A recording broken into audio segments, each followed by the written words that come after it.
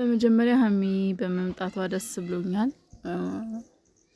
የምር በጣም ተናፍቀሽ ነበረ። በጣም ነበር የሚደብረው። በጣም ነበር የሚያስጠላው። 3 ቀን ሙሉ ምንም ቢሆን ግን ከዚህ በኋላ መጥፋት የለብሽም። ምንም ቢፈጠር ማለት ነው። ምንም ቢሆን ተነጫነጩም ተነታረኩም ተጣሉም አብራችሁ ስትሆኑ ያምራል፣ ይደምቃልና። ብሩኬ እንግዲህ ዛሬ መግቢያ ሲሰራ መግቢያውን ግን ሀይሚ ብትሰራ ደስ ይለን ነበር እና ያው ስላለው ነገር ስለ እዩም ቆራጥ አመለካከት ነው ያለው። እዩ እየሩስ ብሏት አያውቅም ነበረ። ዛሬ ግን ወይዘሪት እየሩስ ብሏል። ከዚህ በኋላ አልታገሳትም እያለ ይገኛል። ትክክለኛ ጤናማ ውሳኔ ነው ይሄ።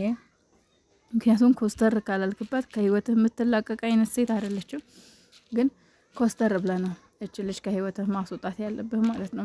ግዴታ ነው። በቃ ፊት መስጠት አያስፈልግም። አዎ እኔም ቀንም ተናግሬያለሁ። ለምን ኮስተር ማለት እንዳቃተ ምናምን።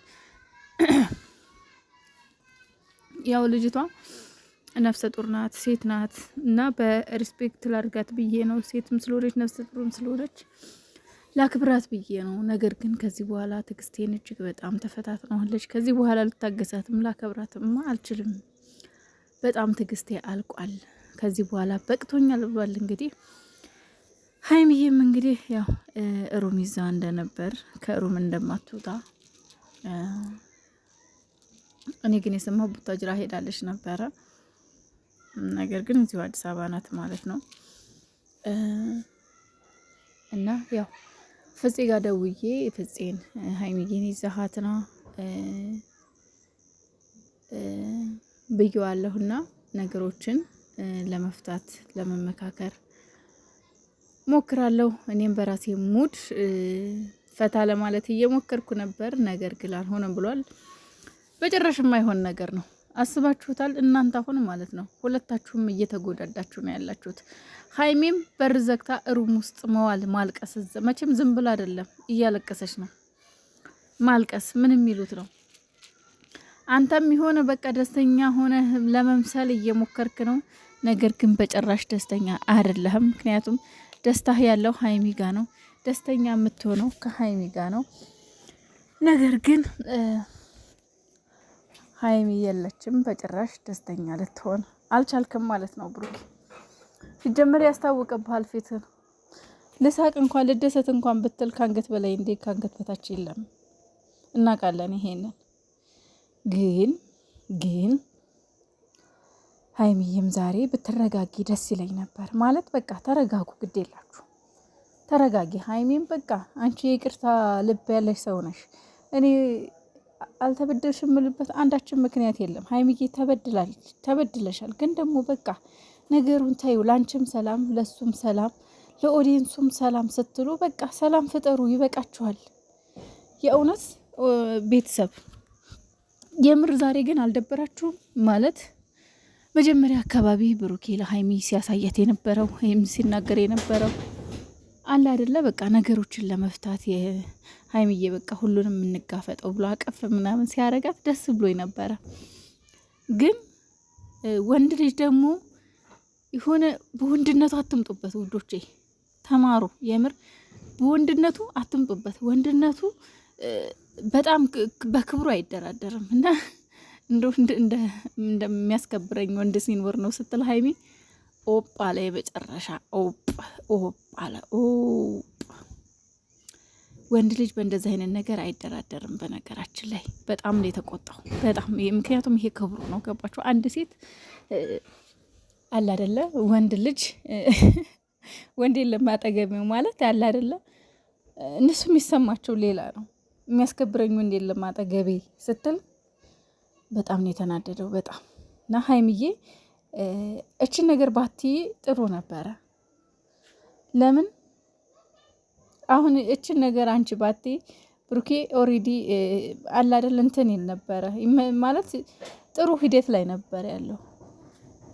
ግን ሀይሚ ያንን ቃል ስትናገር እንዴት ያንን ቃል ትናገረች? ያን ይቻለ በቃ ክብር የሚባል ነገር እሷም ክብር የሚባል ነገር እሱም ክብር የሚባል ነገር በጣም ነው የሚደብረው። በነገራችን ላይ እንደዚህ አይነት ንግግር እናንተ ላይ ማለት ነው። ቢያንስ ሁለታችሁም ትዕግስት ብታደርጉ ጥሩ ነው። ሁለታችሁንም ክብር አትንኩ። ይደብራል የእውነት እንዴ! ከክብር የሚበልጥ ነገር የለም።